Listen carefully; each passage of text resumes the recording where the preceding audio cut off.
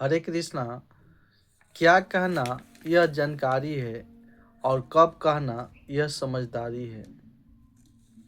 एक छोटी सी कहानी के माध्यम से ये बात समझते हैं। कहानी है ज्योतिषी और एक राजा की। एक समय की बात है, एक प्रतापी राजा ने स्वप्न देखा कि उसके सारी दांतें गिर गए हैं, यानी टूट चुके हैं। सुबह उठते ही राजा ने राज के सबसे बड़ा ज्योतिषी को अपने पास बुलाया और उस ज्योतिषी से अपने सपने के बारे में पूछा। और ज्योतिषी ने गणना किया और बताया कि राजन, बहुत दुख की बात है, इस सपने का अर्थ बहुत भयानक है।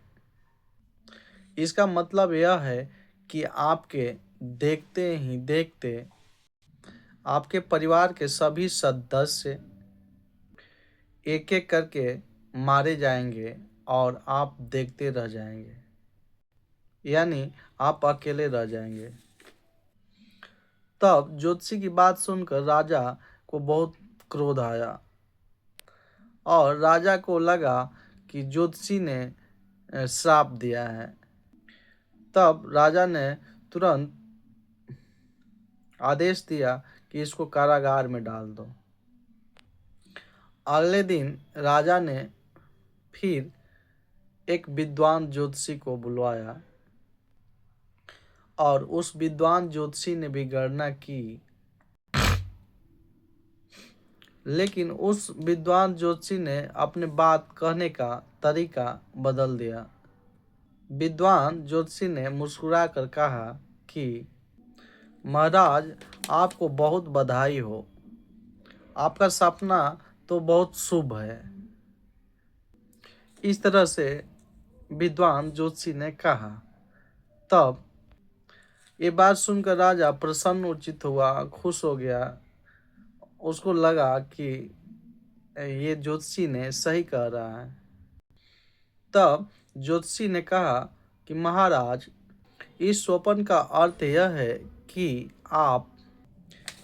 आप पूरे अपने खानदान में सबसे लंबी आयु जिएंगे और सबसे लंबे समय तक राज करेंगे। ये बात ज्योतिषी ने कहा। इस बात को सुनकर राजा बहुत प्रसन्न हुए और उस ज्योतिषी को राजा ने बहुत सारे पुरस्कार दिए, जैसे सोना, चांदी, अन्य जेवरात आदि। इस कहानी से मनुष्य को सीखना चाहिए कि दोनों ज्योतिषी ने एक ही बात कही थी कि राजा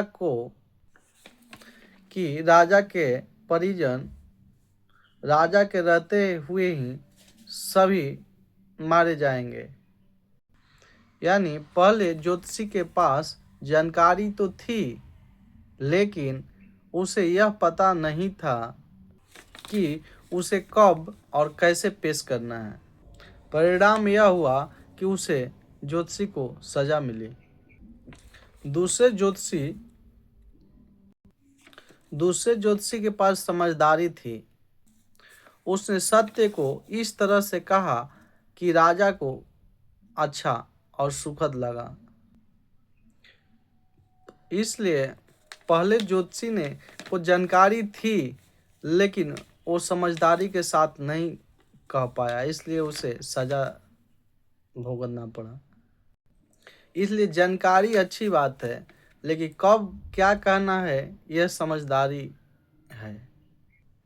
इसलिए किसी ने कहा है कि शब्द में ताकत होती है, लेकिन उसका टाइमिंग तय करता है कि और टोन तय करता है कि वह शब्द मरहम बनेगा या जहर।